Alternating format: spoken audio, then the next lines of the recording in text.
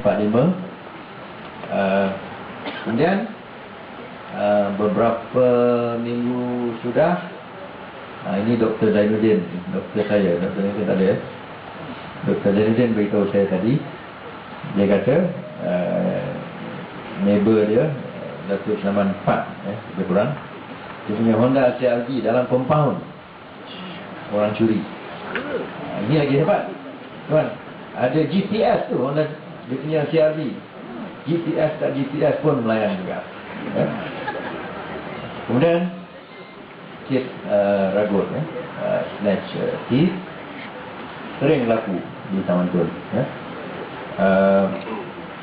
In fact baru-baru ni hari Ahad sudah saya dengan isteri makan di home restaurant pesaran Zabah, dan jumpa adik ipar dan isteri dan rakan mereka. Kita pun keluar dulu, balik-balik mereka telefon, the wife punya handbag kena snatch tapi dia tak but she pull back, managed to fight back, jatuh but the thief didn't get anything lah at that point of time I do not know what happened after that. Jadi ini membimbangkan kita semua. Ini menunjukkan keadaan jenayah di Taman Tun masih nak kata banyak tak, tapi masih berleluasa. Jadi kita perlu buat sesuatu. Kalau kita nak harapkan, bukan saya kata kita nak harapkan polis, kita tak harapkan polis, tapi kalau kita berharapkan, if we hope for the police to be everywhere pun, I think that's not a fair expectation from the resident. And if we hope the home guard to be everywhere also on zone whereby we have 24 hours security patrol, we also cannot expect everyone to be protected because when they have an attempt, bila dah ada niat, they just know how to do it after the patrol, after the police patrol, after home guard patrol, they just do it. They will just count the time, they will just spot the time when the police will be around such and such a position kita telah pun berunding bersama home guard dengan polis, dan sekarang ada kerjasama kerja.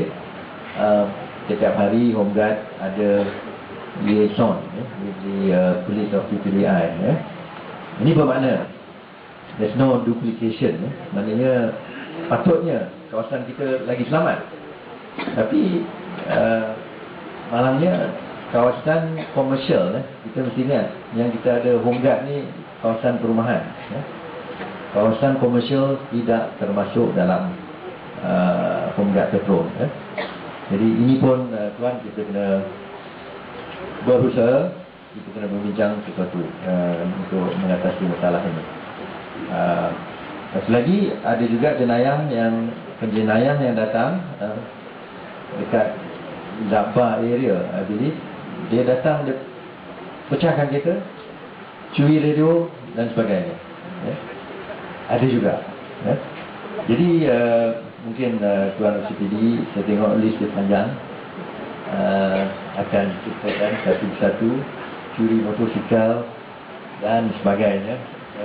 Elok saya tak payah terangkan semua Jadi selepas ni kita akan mohon Tuan Abdul Bari untuk menerangkan kepada kita statistik dan juga langkah-langkah yang dapat dipertingkatkan oleh polis Taman Tun untuk mengatasi jenayah yang ada di Taman Tun Itu sedikit banyak statistik untuk jenayah di Taman Tun. But then I must also inform and forewarn everybody that we have not done enough.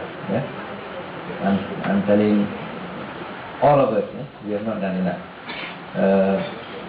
The RA has taken the initiative to engage the private security patrol. and we broke the whole Taman Tun into 6 zones. Every zone we have about 650 and above to 700 units of dwelling.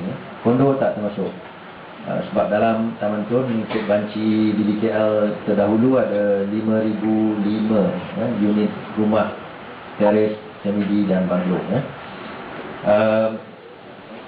Malangnya yang mengambil bahagian, those who participate in this home guard service, jumlah dia 1121, 21% sahaja. And only Datuk Katina Hapan, Sabah, Amiruddin Baki dan Rahim Kajai yang melebihi 200 participant, and we have 24-hour patrol. Yang lain tu tak cukup. Openg dan Lorong Datuk Sulaiman yang join 102, quit 26, active 76. Tiap-tiap bulan the Chief of Security of RA, Mr. Ron, baca 3 naik, join 185, quit 49, active 136. Every month kita bimbang. Yang quit ni makin lama makin banyak. And saya pernah ke jamuan Hari Raya, warning moderator kata dengan banyak jamuan Hari Raya di Lorong Rahim Kajai 7. Saya dengar at the end of it, some of the ladies were talking. We are trying to persuade our neighbors to quit. I said, why? They were complaining about home guard. So I said to her that, look, we don't have the numbers.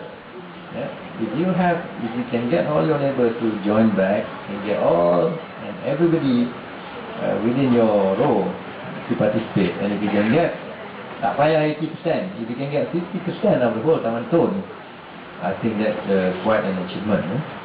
Tapi at the moment the figures are very, very low.